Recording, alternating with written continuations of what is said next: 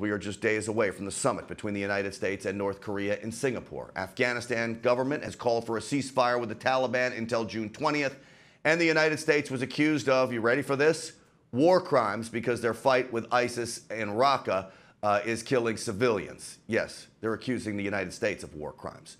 The president met with Japan's Prime Minister Shinzo Abe to discuss trade relations and denounce nuclearization of North Korea. And today, President Trump heads to the G7 summit in Canada. A lot to break down this week, so I'd like to welcome retired Lieutenant General Jerry Boykin to the program. General, it is always good to see you. It's good to be with you. So our president is a busy man, to say the least, this week, and every week probably. Yeah, he is indeed. And look, next week's going to be an even bigger week as he goes to Singapore to meet with Kim Jong Un. I think that this is a very, very historic meeting that's about to take place. So, General, I have, just like I'm sure yourself, I'm sure President Trump has concerns about a meeting with a guy that simply cannot be trusted. How do you negotiate with a regime that literally you don't know what they're thinking, you don't know what they're going to do, and they will literally look you in the eye and lie to you? Yeah, keep in mind that he's not going in cold. Mike Pompeo has had 2 meetings with Kim Jong Un personally, with him directly. And then there have been other meetings with his emissaries. And the key issues have been discussed. And the key issue is whether Kim is willing to denuclearize his arsenal there in North Korea. Now, you heard yesterday in Secretary Pompeo's speech that he said twice in that speech, Kim has pledged to denuclearize. Okay, so then we get all the pundits saying, well, what's the definition of denuclearization and so forth? Okay, well, that may be a key question that they have to start with that. They have to start with an understanding of what's at stake.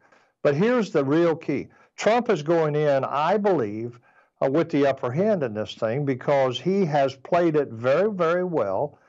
And what he has relayed most importantly is that we consider North Korea's nuclear plan an existential threat to America. That means we'll use any option we have to reduce that threat. So Kim has an incentive here beyond the economic and trade incentives. He has an incentive to cooperate and work with the Trump administration. It's a process. It's not a one-time thing, as the president has said. But Kim's got an incentive now because the reality is if he doesn't make a deal, if he doesn't denuclearize, the ultimate option is the military option, and Kim will not survive. Yeah, I think everybody in this world knows that President Trump would be willing to use a military option against North Korea if they do not denuclearize. The question then becomes, is Kim Jong Un smart enough to realize it, or does he care? I'm not sure he really cares about his people in all of this. And if he doesn't care about his people, then I'm not sure how concerned he is about a military option unless he thinks it's going to land on his head wherever he's living. Yeah, let me tell you what he does care about his people, regarding his people. They are starving. Starving people have nothing to lose by rising up against their government. They're going to die one way or the other. They have nothing to lose. I think Kim is growing concerned about the internal unrest of people that can't get the basics for life. And I think he does care about that. At the end of the day, also, I think we've got to recognize that if the U.S. uses a military option, no matter what, Kim is gone because North Korea will be occupied by a combination of American forces, South Korean forces, and probably even Japanese forces. They will be occupied. Kim will be hunted down like a dog and taken out, just like Noriega was, just like Saddam Hussein was. He has no options here but to at least set the stage for a gradual reduction in his nuclear weapons that would ultimately end in a total elimination of those. If he doesn't do that, the future's not good for him. All right, so my other concern in all of this, and as you can see, I really don't have great faith in these talks. I wish I did, and I wish the president the most success. We're further along than we've ever been, and I want to make that clear that I realize that. But I still don't have a lot of faith in what's going on. And in many respects, I think if China's not sitting at the table with us, China's the one that's going to make the decisions for Kim Jong Un. Kim Jong Un, I'm not sure, is making any decisions for himself. Yeah, you're absolutely right. You're on the money there. And look, I'm not convinced at all that Kim has made the decision to give up his nuclear weapons. I think he's still hoping to go into this and find some way that he can keep a capability. But China, you're right. China's key.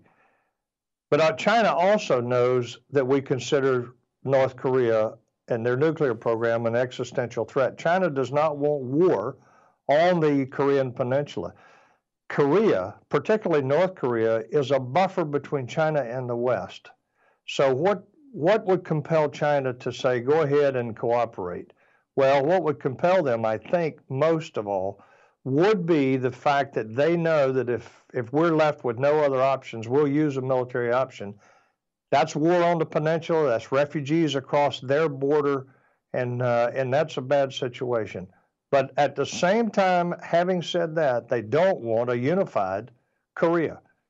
They don't want that because, again, they lose that buffer because ultimately it will be more friendly to the West than to China. Yeah, absolutely.